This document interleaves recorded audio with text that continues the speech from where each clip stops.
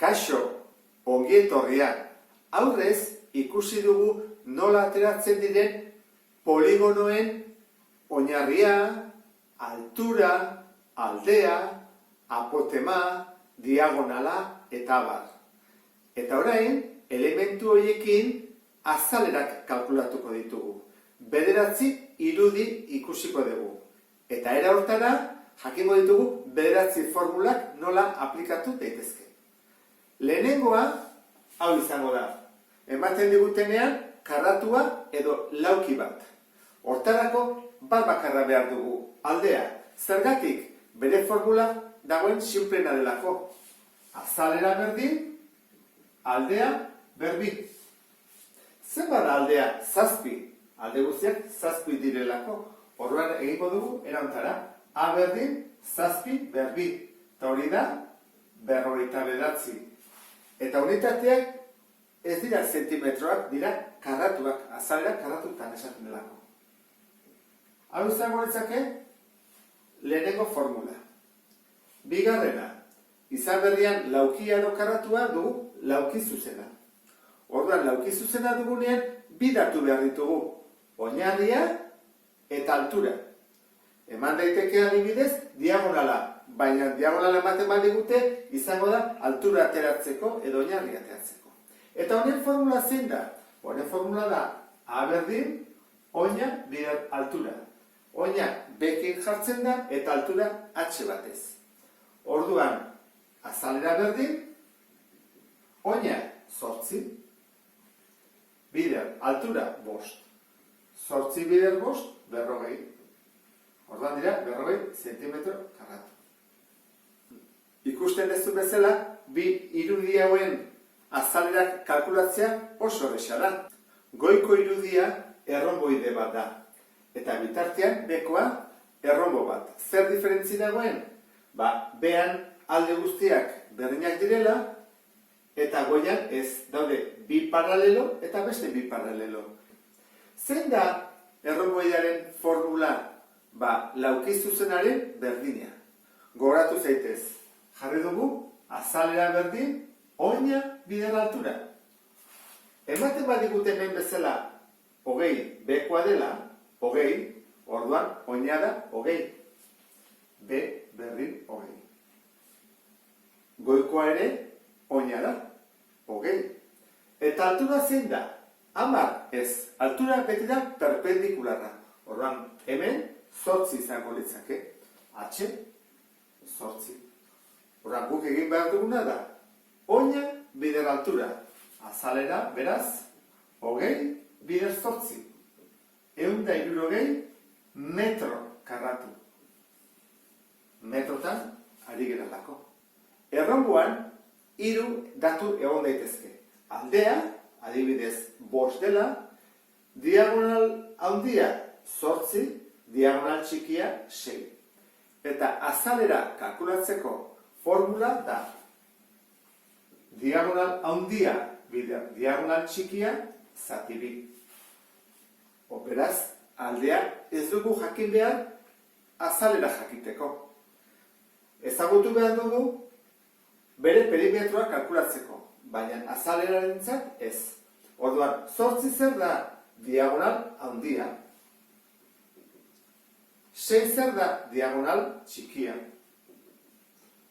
Beraz, aldea ez dugu behar, egingo dugu azalera berdin, 8 bider 6, zati 2, 8 bider 6, 48, zati 2, azalera da, 24, zer zentimetro karratu. Goian dugun irudi horretan, bi paralelo daude. Horrek esan nahi du, trapezio bat dela. Eta trapezioaren formula ezagutu beharko genuke. Horrela da. Azalera berdin, oina bider altura, zati 2. Baina hemen, bi oina daude. Horran egoa dugu. Oina handia, gehi oina txikia, bider altura, zati 2. Eman digute, 4 datu. Hauetako batek ez du balio. Azalera kalkulatzeko.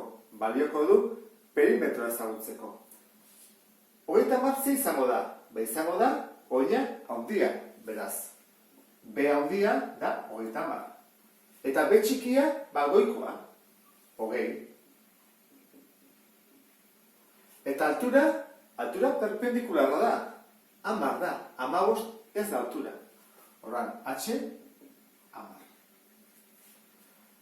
Ordezkatuko ditugu, azalera berdin, parentesi artean, hogeita hamar. Gehi hogei, bider, altura, 10, zati bi. Azalera berdin, hogeita hamar, bider 10, 500, zati bi, azalera berdin, 250 zentimetro karratu. Gerta daiteke trapezioa horrela izatea. Orduan, oinarriak dira hau eta hau, handia eta txikia, eta altura hau izango izateke. Ezkerretik eskubira doana. Irudi hau poligono erregular bat da. Alde guztiak berdinak dituelako. Orduan, bere formula hau da. Azalera berdin, perimetroa bider apotema zati bi. Ordu bat, menuru bestea. Perimetroa da alde guztien batura. Orduan, izaten da, ematen digutean alde bat, eta egin bat dugu, bider zenbat alde dauden, 1, 2, 3, 4, 5, 6. Orduan, perimetroa da, 12, bider 6, 72 zentimetro. Eta apotema da, zentrotik, aldearen zentrotik, irudiaren zentrora doana. Hoi da apotema, orduan, hau da apotema. Apotema da, 10,4. Hau, datu hau, ez dago ezako importantea. Batzutan ematen digute apotema kalkulatzeko. Hau, erradio hau, ez da formula honetan erabili beharrik. Orduan, horrezkatuko dugu. A berdin, perimetroa 72, bider apotema 10,4, zati bi, kalkuladora jarriko dut, 72, bider 10,4, zati bi.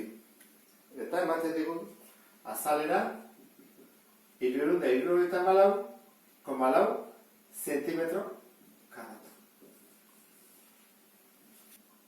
Dugun irudia triangelua denean, bere formula oso simplea da. Azalera berdin, oina bider altura zati bi. Kaso honetan, zein da oina? 30. Orduan, beda 30. Zein da altura? Bakizue perpendikularra dela. Horra ebera erresa da, 10. Altura 10. Beste honetan, zein da oina? 30. Zein da altura? Altura ez da 14, beti da perpendikularra, 10. Horrek esan nahi du, bi triangelu hauen azalerak berdinak direla. Zergatik, oina eta altura berdinak dutelako. Orduan, goazen kalkulatzea azalera.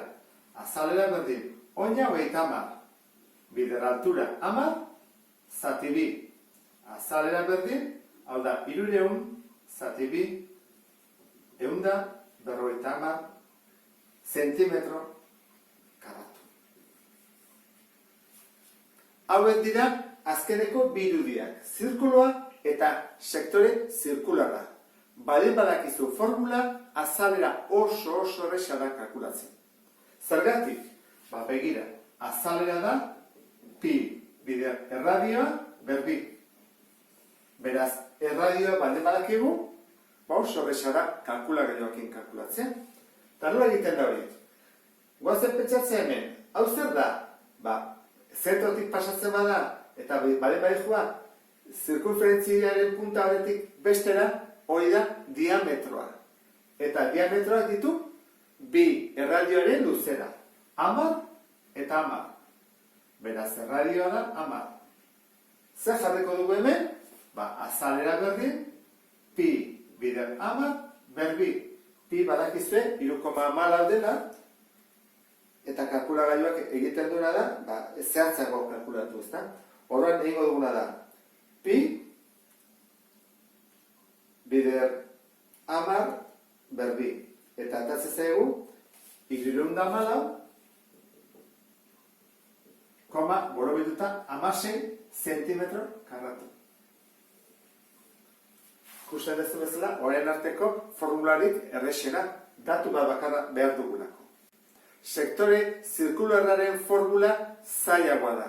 Bi datu ditugu, erradioa eta angelu zentrala. Eta hola egiten da. Jartzen dugu formula hau, A berdin pi bider R berbi, eta bidertzen dugu angelu zentralarekin, eta zatitzen dugu bira guztiarekin dela 360 gradu. Orduan, ordezkatu behar dugu R eta N. Azalera berdin, R zen bada, hemen 10 da. Eta N, angelu zentrala, 50. Hemen eman behar digute, 50 gradu. Orduan ego dugu pi, bider 10 berbi, bider 50, zati 360. Orduan hemen dugu kalkulagailua, eta jarriko dugu pi, bider 10 berbi, bider 50, zati 360. Eta ateatzen zaigu, azala dela 43,63 zentimetro karratu. Eta honekin bukatzen ditugu 9 irudiak. Beste bat arte, agur!